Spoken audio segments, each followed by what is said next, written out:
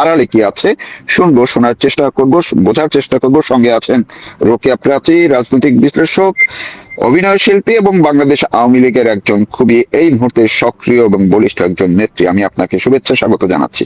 জি আপনি নিশ্চয়ই ভূমিকা শুনছিলেন, আপনি যদি জি আপনার মতো করে বলেন কি দেখছেন, এটা কি সাধারণভাবেই দেখবেন নাকি এর আড়ালে আবডালে কিছু থাকতে পারে? আপনার বিশ্লেষণ শুনতে চাই। অনেক ধন্যবাদ আপনাকে এবং আপনার সকল দর্শকদের। দেখেন, খেলাফত মজলিসের যে আমির মামুনুল হক, তারা ভীষণ ধর্ম নিয়ে কথা বলেন। তো মুসলমান রাষ্ট্রগুলোতে যারা মানে যুদ্ধ বাদিয়ে সেখানকার নারী পুরুষ শিশুদেরকে মানে নিরীহ নিষ্পাপ মানুষদেরকে হত্যা করছে, সেখানে কিন্তু মামুনুল হকদের ধর্মের যে হৃদয় সেটি কাঁপে না। তার মানে এই যে কথাগুলো বলে ধর্ম নিয়ে, সেগুলো সবই বলা যায় যে মিথ্যাচার করা। আর মামুনুল হক যারা খেলাফত মজলিসের আদর্শ কি, উদ্দেশ্য কি, লক্ষ্য কি, তারা বাংলাদেশে এই পর্যন্ত যতবারই কথা বলেছে সেখানে সংস্কৃতির বিপক্ষে, আধুনিকতার বিপক্ষে, মুক্ত প্রগতিশীলতার বিপক্ষে, নারীর স্বাধীনতার বিপক্ষে। তো এরকম একটি ব্যক্তির সাথে যখন মার্কিন দূতাবাসের রাজনৈতিক কর্মকর্তা মিস্টার জেমস স্টুয়ার্ট দেখা করেন, তাহলে বুঝতে হবে যে এর মধ্যে দেশের মানুষের জন্য কোনো ভালো কিছু নেই। এর মধ্যে আবারও গভীর ষড়যন্ত্রই দেখতে পাই আমি। কারণ একজন আধুনিক মনস্ক ব্যক্তি যে মানুষের জন্য কথা বলে, সেই ব্যক্তির সাথে দেখা করলে না হয় আমি একটুখানি সান্ত্বনা পেতাম কিংবা আশার আলো থাকতো যে নিশ্চয়ই দেশ ও জাতির কল্যাণে আধুনিক বা বিজ্ঞান মনস্ক কিছু ভাবছে। কিন্তু মামুনুল হকের কাছ থেকে আমরা কোন বিজ্ঞান মনস্কতা, কোন আধুনিকতা, কোন মুক্ত প্রগতিশীলতা বা রাষ্ট্রের কল্যাণে কোন বক্তব্যের সাথে আসলে আমরা সহমত হব? তো সে কারণে আমার মনে হয় এই বিষয়টি হচ্ছে তাদের যে এজেন্ডা, সবসময় মামুনুল হক এবং জামাত ইসলামের আর অন্য যারা আছে সকলের যে এজেন্ডা। আবারও জুলাই আগস্ট সময় এসেছে, আমরা দেখেছি মামুনুল হকের অবস্থান। তো সেখানে আসলে আবারও বাংলাদেশটা যে জঙ্গি রাষ্ট্রে পরিণত হচ্ছে, পাকিস্তানের একটা মতাদর্শের ছাপ আমরা দেখছি, তাদের আনাগোনা দেখছি, ডিপ স্টেটের মাধ্যমে বাংলাদেশ এখন যেখানে দাঁড়িয়ে আছে, সেই বাংলাদেশের জন্য মামুনুল হক আর দূতাবাসের রাজনৈতিক কর্মকর্তার বৈঠক অবশ্যই বাংলাদেশকে আরেক দফা ধ্বংসের দিকে নিয়ে যাওয়ার কোনো একটা ষড়যন্ত্রের আভাস পাওয়া যায়। না, আপনি যে ষড়যন্ত্রের কথা বললেন, আমরা তো এই যে জুলাইতে 24শে জুলাইতে যে আন্দোলন, সেই আন্দোলনের সময় বাংলাদেশের সব জায়গা থেকে যে মাদ্রাসার ছোট ছোট ছাত্র শিক্ষার্থীদের নিয়ে আসা, বড় যে ইমাম সমিতি বা যত কিছু মাদ্রাসার শিক্ষকরা সবাইকে ঢাকায় এনে আন্দোলনে শরিক হওয়া, তাদেরকে পথা নামানো, তাদেরকে ঢাল হিসেবে ব্যবহার করা, এই ক্ষেত্রে মামুনুল হক সহ আরো অন্যদের বড় যে ভূমিকা। তো এখন 5ই আগস্টের পরে যখন শোনা গেল এবং জানা গেল বা এটা প্রমাণিত যে মার্কিন ডিপ স্টেটের মাধ্যমেই মূলত এগুলো হয়েছে, তো ওই জায়গায় একটু আপনি এটা বলবেন কিনা যে একটা হচ্ছে ষড়যন্ত্রের কথা বললেন রাজনৈতিক ভাবে, কিন্তু ধর্মের জায়গাটি আপনি একটু বলেছেন, কিন্তু আরেকটু যে সংস্কৃতির জায়গা থেকে যে ধর্ম ইসলামের নামে যা হচ্ছে, সেই জায়গাটায় মার্কিন দূতাবাস এই মাওলানাদের বা এই ইসলামের মূল্যবোধে যারা জঙ্গিবাদ করছে তাদেরকে আসলে কি উন্নয়ন ঘটাবে? উন্নয়নের কথা বলছে অনেকগুলো ইস্যু আমি দেখলাম, যে তাদের চিন্তার উন্নয়ন করবে, তাদের ডিজিটাল উন্নয়ন করবে, তাদেরকে এআই মানে ডিজিটাল বুদ্ধিভিত্তিক যে চর্চা সেই জায়গা বাড়াবে। তো তারা এগুলো শিখে কি করতে পারে, মানে এটা আপনার একটু ধারণা হয় কিনা? দেখেন, এখানে আমি ইতিমধ্যে কিন্তু কয়েকটি আভাস আমরা দেখে ফেলেছি বাংলাদেশে। যেমন এর মধ্যে আমরা দেখলাম যে জুলাইতে যদি একটু স্মরণ করে দিই ছোট্ট করে, তখন আমরা একটা বড় সংখ্যক শিল্পী, সাহিত্যিক, বুদ্ধিজীবী, শিক্ষক, সাংবাদিকদের আমরা দেখেছিলাম যারা রাজপথে এসেছিল, এবং তাদের যে বক্তব্য ছিল তখন মনে হচ্ছিল যে তারা খুব অন্ধকারে ছিল, আলোর সন্ধানে তারা বেরিয়েছে। তো 5ই আগস্ট পরবর্তী সময় বাংলাদেশ যখন অন্ধকারময় হয়ে গেল, তখন সেই মানুষগুলো কিন্তু বাংলাদেশের বিরুদ্ধে সেখানেই দাঁড়িয়ে থাকলো। ডিপ স্টেটের ষড়যন্ত্রের যে নকশা, সেখানেই তারা ছিল জুলাইতে, এখনো সেখানেই আছে। দু একজনকে আমরা দেখেছি একটু ভিন্ন কথা বলার চেষ্টা করছে, সেটি কতটা সত্য সেটি নিয়েও সন্দেহ রয়েছে।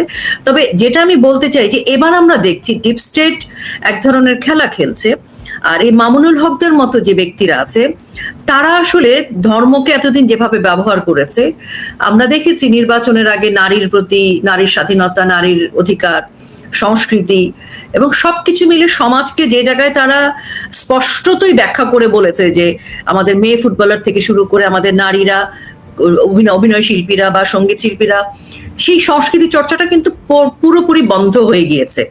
তো আমরা কিছুদিন আগে দেখলাম যে তাদেরই ইউনুসেরই মেটিকুলাস চক্রান্তের সাথে সম্পৃক্ত কিছু তথাকথিত সংস্কৃতি মানুষজনকে আমরা দেখছি এই ঘন ঘটা কিছু অনুষ্ঠান করছেন। সেই ঘটার মধ্য দিয়ে বাংলাদেশের সংস্কৃতির আরেকটা ঘটার ঘন্টা আমি শুনতে পাচ্ছি।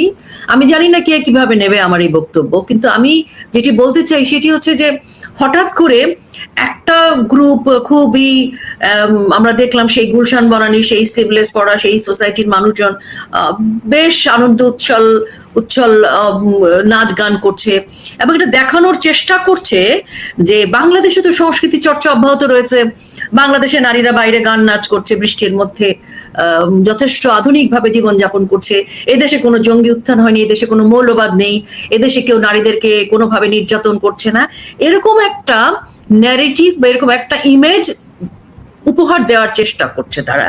প্রকৃত অর্থে বাংলাদেশের চিত্র তো হচ্ছে সংস্কৃতি চর্চা বন্ধ।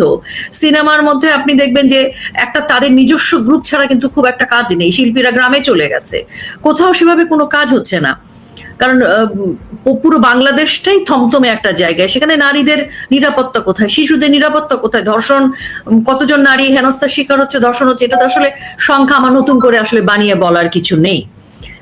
সেই রকম একটি আন্তর্জাতিকভাবে যখন এই কথাটি প্রতিষ্ঠিত হয়ে গেছে যে বাংলাদেশে সংস্কৃতি চর্চা বন্ধ, বাংলাদেশে মানুষের স্বাভাবিক জীবনযাপন ব্যাহত, স্বাভাবিক মৃত্যুর কোনো নিশ্চয়তা নেই, এই সকল কিছু যখন প্রতিষ্ঠিত হয়ে গেছে, তখন ডিপ স্টেটের মাধ্যমে এরা আবার নতুন একটি চক্রান্ত করে বোঝানোর চেষ্টা করছে, আবার একটা ফেক পিকচার তারা তৈরি করছে। এই যে ফেক পিকচারটা তৈরি করতে গেলে তো এই মামুনুল হকদের প্রয়োজন, কারণ দুদিন আগে তারা নারীর শুটিং বন্ধ করছে, দুদিন আগে তারা একজন অভিনয় শিল্পী যখন একটা শোরুম উদ্বোধন করতে যাচ্ছে তখন বাধা দিচ্ছে, আর আজকে যখন নাচানাচি করছে কোনো আপত্তি নেই। তার মানে এই যে অংশটুকু, এই অংশটুকু হচ্ছে তৈরি করা এবং এটি মানুষকে দেখানো মিথ্যাচার করে যে সবকিছু ওকে আছে। এই দিক থেকে আমি বলবো যে ইউনূসের চাইতে তারেক রহমান অনেক বেশি স্মার্ট। উনি স্মার্টলি একটা ফেক পিকচার আমাদের সারা পৃথিবীতে দেখানোর ব্যবস্থা করেছে এবং সেই দেখানোর ক্ষেত্রে এই মার্কিন দূতাবাসের মতো তাদের যারা বন্ধু রাষ্ট্র রয়েছে, যারা জঙ্গিদেরকে সাপোর্ট করে, তা না হলে মামুনুল হকের ব্যাকগ্রাউন্ড কি মার্কিন দূতাবাসের অফিসার জানেন না? এই মামুনুল হক কোন প্রগতিশীলতার কথা বলবে, কোন বাচ্চাদেরকে কোন আধুনিকতা, কোন বিজ্ঞান মনস্কতা শেখাবে, কোন তথ্য প্রযুক্তির সাথে পরিচয় করাবে, যেখানে মাদ্রাসাগুলোতে প্রতিনিয়ত বলাৎকারে শিশুরা মৃত্যুবরণ করছে, ছেলে বাচ্চাদের প্রতিদিনই আমরা কোনো না কোনো খবর পাচ্ছি। কাজেই এদেরকে যখন এই ধরনের কাজের ব্যানারটা হচ্ছে যে নানান কিছু তথ্য প্রযুক্তি, ডিজিটাল অনেক কিছু বিজ্ঞান মনস্কতা তাদের মাধ্যমে বাংলাদেশে ছড়িয়ে দেওয়া হবে, আমি ওই ব্যানারটা যেমন জুলাইতে যেমন বঙ্গবন্ধুর ভাষণের অংশ ব্যবহার করে তারা মানুষকে প্রতারিত করেছিল, এখনো এই মামুনুল হকদের হাতে এই ধরনের একটি ফেক ব্যানার তুলে দিয়ে তারা আবারও মানুষদেরকে প্রতারিত করার চেষ্টা করছে। এবং এখানে ধর্মকে তারা কদিন আগে কিন্তু খুবই বাজেভাবে ব্যবহার করেছে। এখন তারা দেখছে বাংলাদেশের মানুষ ধর্মপরায়ণ, কিন্তু বাংলাদেশের মানুষ ধর্মকে যখন কেউ বিকৃত করে সেটাকে গ্রহণ করে না। কাজে এই যে ধর্মর নামে এই যে রাজনৈতিক বাণিজ্য যারা করেছে, জান্নাতের টিকিট দেয়া এবং নারীকে যারা অত্যন্ত গর্হিত ভাষায় কথা বলেছে, তারা দেখছে তাদের এই জান্নাতের টিকিটের যে মিথ, এটি কাজ করবে না। তো এখন তারা ধর্মকে অন্যভাবে ব্যবহার করবে। এই যে ব্যানারটি, ফেক ব্যানারের মাধ্যমে তারা আসলে প্রকান্তরে বাংলাদেশের ধর্মচর্চাটাও তো তারা আসলে নষ্ট করছে। ধর্মচর্চা তো যার যার, সেটাও তারা কিন্তু ধ্বংস করে দিচ্ছে। তো বাংলাদেশের বাকি যেটুকু বেঁচে বর্তে আছে সেটাও শেষ করবার। আর এই জুলাইতে যেহেতু বঙ্গবন্ধু কন্যার ঘোষণা এসেছে, তিনি ফিরবেন, কাজে তারা এখন নতুন কিছুর নকশা তৈরি করার কাজে ব্যস্ত। আমাদের সাবধান থাকতে হবে। জি, সাবধান তো থাকতে হবেই। আপনি যেহেতু ধর্মের কথা বললেন এবং ধর্মীয় চর্চার কথা বললেন, ধর্মীয় সংস্কৃতির কথা বললেন, আমরা একেবারেই ধরেন সাধারণ একজন মানুষ হিসেবে তৃণমূলের মানুষদের যে চিন্তাগুলো, সেইটা সূত্র ধরে যদি একটু ছোট করে একটু যদি জানতে চাই বা বুঝতে চাই, সেটা হচ্ছে মামুনুল হকের সঙ্গে যখন মার্কিন দূতাবাসের কর্মকর্তা সাক্ষাৎ করলেন, কিন্তু এর আগে যখন এই মার্কিন সরকার ফিলিস্তিনে হামলা করে, ইরানে হামলা করে, তখন বাংলাদেশের যারা ধর্মপ্রাণ মানুষ কিংবা ধর্মভীরু মানুষ, বিশেষ করে অনেক নারীদেরকেও আমরা দেখেছি বোরকা পরে, হিজাব পরে রাজপথে নামতে, মিছিলে নামতে, আন্দোলনে। যদিও আবার রাজনৈতিক ভাবে তারা সেই বোরকা পরে, হিজাব পরে তারা অশ্লীল ভাষায়, হাদির ভাষায় তারা স্লোগান দিচ্ছেন, সেটা এক ধরনের। তো যখন তৃণমূলের মানুষরা, পুরুষ কিংবা হেজাবধারী নারীরা কিংবা বোরকা পরা নারীরা যখন দেখবেন যে আমরা যেই সরকারের বিরুদ্ধে, যেই মার্কিন যারা আগ্রাসন চালাচ্ছে ফিলিস্তিনে, যাদের বিরুদ্ধে আন্দোলন করছে, আর সেই দেশটির একজন কর্মকর্তা এসে আমাদের ধর্মীয় নেতার সঙ্গে বৈঠক করে, তাদের মধ্যে কোনো প্রতিক্রিয়া তৈরি করতে পারে কিনা, এটা আপনার কি মনে হয়? দেখেন, বাংলাদেশের ধর্মপরায়ণ যারা যারা ধর্মের প্রতি শ্রদ্ধাশীল, তারা কিন্তু অবশ্যই এটা দেখে মর্মাহত হবে এবং হওয়া উচিত। কারণ মামুনুল হকরা কথায় কথায় ধর্মের কথা বলছে, মুসলমানদের জন্য তাদের হৃদয় কাঁপছে। তাহলে ফিলিস্তিনের মুসলমানরা কি মুসলমান নয়? যেসব মুসলমান দেশে মার্কিনীরা হামলা করছে, তারা কি মুসলমান নয়? তো তাদের প্রতি তাদের কেন এখন আজকে কষ্ট হচ্ছে না? এবং সেই দেশের একজন দূতাবাসের কর্মকর্তার সাথে বা সেই দেশের ডিপ স্টেটের সাথে ষড়যন্ত্র করছে। তার মানে এই মামুনুল হকদের যে চরিত্র, সেটাকে আমরা দ্বিচারিতার কথা বললে কম বলা হবে। তারা ধর্মটাকে তাদের রাজনৈতিক প্রয়োজনে ব্যবহার করছে। তো কাজেই ধর্মের প্রতি তাদের শ্রদ্ধাশীল নেই। তো সাধারণ যে ধর্মপরায়ণ বাংলাদেশের ঘরে ঘরে যে মানুষরা ধর্মকে বিশ্বাস করে, হজ করতে যান, নামাজ পড়েন, রোজা রাখেন, তারা কিন্তু এটাকে ভালোভাবে নেবে না, নেওয়া উচিত না। কিন্তু মামুনুল হকদের অনুসারী যারা, তাদের তো আপনি দেখেছেন, তাদেরকে যখন তাদের নেতা বলছে যে নারীরা কেন নেতৃত্ব পাবে, তারা কিন্তু মেনে নিচ্ছে। নারীদেরকে ট্রফি বলছে, তাদের কিছু যায় আসছে না। বা নারীরা সেবাদাসী বলছে, তাতেও কিছু যায় আসছে না। 4টা বিয়ে করতে পারবে, এসব কথা বলছে। মানে নারীদের প্রতি যে অসম্মান জানানো, এবং মানে শিক্ষিত যারা জামাত ইসলামী বা মামুনুল হকদের অনুসারী, যখন বিশ্ববিদ্যালয়ের শিক্ষিত মেয়েদেরকে প্রস্টিটিউট বলছে, তখন এরা প্রতিবাদ করছে না, বরং উল্টো এরা বেগম রোকেয়াকে গালাগাল দিচ্ছে। এবং বঙ্গবন্ধু কন্যা তাদের জন্য যে এত সুযোগ সুবিধা করে দিল, নারীর ক্ষমতায়ন করে দিল, সেটাকেও তারা ভালোভাবে নিতে পারছে না। অর্থাৎ এই যে একটা নারী গোষ্ঠী তাদের সাথে আছে, মামুনুল হকদের মতো নেতাদের সাথে আছে, তারা কিন্তু একেবারেই বলা যায় যে মানসিকভাবে একজন মানুষ, মানে একটা মানুষ, কিন্তু সেই মানুষের মধ্যে দেশাত্মবোধ বা ব্যক্তিত্ব, অস্তিত্ব, কিংবা মানে একজন মানুষ হিসেবে মানুষের যে মনুষ্যত্বের জায়গাগুলো, বিকাশগুলো, সেগুলো বোধহয় অনেক আগেই তারা বিসর্জন দিয়েছে। এবং বিসর্জন দেওয়াটারই কথা, কারণ এই সকল মানুষের সাথে যে ধরনের রাজনৈতিক প্ল্যাটফর্ম, এবং সেখানে কাজ করতে গেলে কিছুই তো আসলে থাকে না। রাষ্ট্রের বিরুদ্ধে যাচ্ছে, ষড়যন্ত্র করছে, রাষ্ট্র বিক্রি করে দিচ্ছে। তো সেখানে আসলে সাধারণ মানুষকেই উপলব্ধি থেকে প্রতিরোধ করতে হবে। কারণ অসংখ্য নারী মামুনুল হকদের সাথে থেকে তারা তাদের কেন অস্তিত্বের মধ্যে কোনো নাড়া দেয় না, এটা আমার কাছে খুব বড় একটা রহস্যজনক প্রশ্ন মনে হয়। অনেক ধন্যবাদ। এই রহস্যজনক প্রশ্নের উত্তর হয়তো আমরা সামনে প্রকাশ্য দেখতে পারি কখনো না কখনো, যে কেন মার্কিন দূতাবাসের কর্মকর্তারা মামুনুল হকের সঙ্গে সাক্ষাৎ করলেন। আপনি যে ষড়যন্ত্রের কথা বলছেন, কিংবা এই যে আমি যে আয়োজনটুকু এখন করলাম, এইটাও অবশ্যই কোনো না কোনো একটা কারণ আমার ভিতরে বা একটা কৌতূহল, একটা প্রশ্ন তৈরি হয়েছে বলেই আমি এই শোটি করছি এবং আপনাকে আমন্ত্রণ জানিয়েছি।